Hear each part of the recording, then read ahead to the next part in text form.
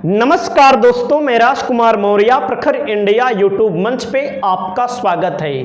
पिछले 2 दिनों से समाजवादी पार्टी को लेकर एक खबर बहुत तेजी के साथ वायरल करवाई जा रही है, क्योंकि आजकल जो खबरें हैं अपने आप वायरल कम होती हैं और वायरल ज़्यादा करवाई जाती हैं। वो भी बीजेपी का जो आईटी सेल है उसके द्वारा ये बताया जा रहा है कि बीजेपी में शामिल होंगे शिवपाल सिंह यादव। और मैं आपको बता दूं कैसे शामिल होंगे।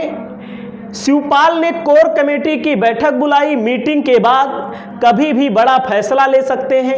अखिलेश से नाराज चाचा अगर भाजपा में गए तो किस भूमिका में रहेंगे, किधर जाएंगे शिवपाल। एक खबर बहुत तेजी के साथ वायरल करवाई जा रही है और सबसे पहले हमारी नजर पड़ी इस ट्विटर हैंडल पर। डॉक्टर ऋचा सिंह लोधी चाचा खेल करने वाले हैं। एक खबर है 18 जुलाई 2024 को पोस्ट किया गया। तो इसमें दावा किया गया है कि 40 विधायक और 18 सांसद समाजवादी पार्टी को छोड़ करके भारतीय जनता पार्टी को ज्वाइन करने वाले हैं। जब इस खबर को खंगाला गया, जब इस खबर के अंदर तक जाया गया तो पता लगा बीजेपी का जो आईटी सेल है ये लगातार झूठ प्रसारित करता है।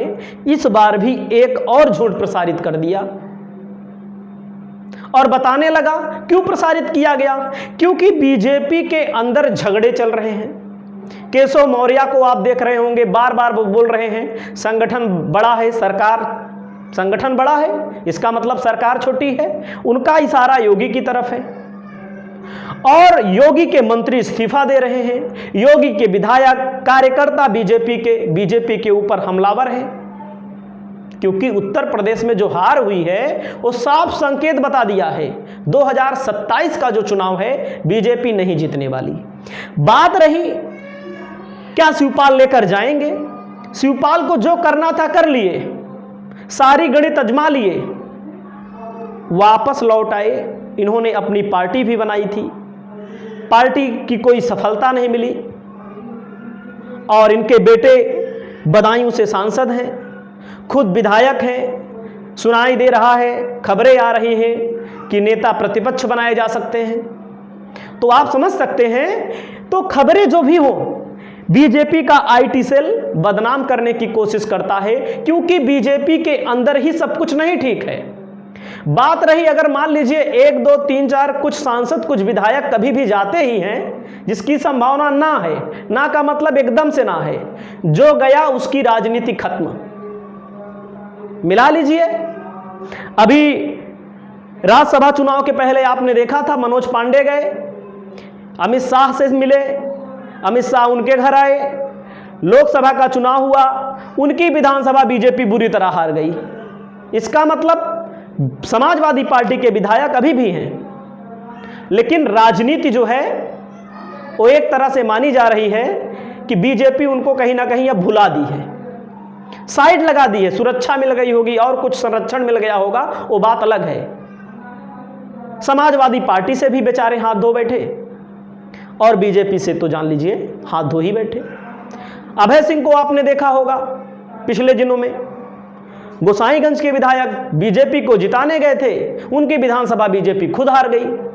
सुरक्षा मिल गई है, तमाम केस हैं, संरक्षण मिल जाता है सरकार का, वो बात अलग है। उनकी भी राजनीति कहीं ना कहीं हाशिए पर लग चुकी है, ना तो घर के रहे बेचारे, ना तो घाट के रहे। वो बात अलग है कि किसी चीज की कमी नहीं है, बाहुबली हैं, वो सब अलग बातें हैं। लेकिन राजनीति में जब कोई पद होता है तो आपके पास लोग आते हैं, भारी संख्या में लोग आते हैं। वैसे आपने देखा गायत्री प्रसाद प्रजापति की पत्नी स्मृति ईरानी के लिए प्रचार की। अब स्मृति ईरानी के लिए कितना दिन बाद मिलेंगी, स्मृति ईरानी से कोई भरोसा थोड़ी है। उनकी भी राजनीति हाशिए पर लग गई। पल्लवी पटेल की चर्चा हो रही थी, बगावत का सुर उन्होंने उठाया। हालांकि बगावत अलग चुनाव लड़ी, अलग चुनाव लड़ने के बाद आपने देखा हश्र क्या हुआ, कोई नाम लेने वाला है नहीं है। तो पार्टियों का अपना वोट बैंक होता है, पूजा पाल चाहे जिसका आप नाम लीजिए। बीजेपी के अंदर ही खटपट है, बीजेपी के अंदर ही गड़बड़ है, तो बीजेपी के नेता समाजवादी पार्टी के विधायकों को, सांसदों को लेकर कहीं ना कहीं नज़र गड़ाए हुए हैं कि हमारे पास आ जाएंगे, नेता चले जाएंगे, या भाजपा का कोई नेता चले आवे सपा में, या सपा का कोई नेता चला जाए भाजपा में, वोटर नहीं आता, ये जान लीजिएगा। आपकी क्या राय है? आप अपनी राय जरूर बताइएगा। बात रही इनके ट्विटर हैंडल पर, आप जा करके देख सकते हैं इस खबर के बारे में। इस वीडियो में इतना ही। नमस्कार।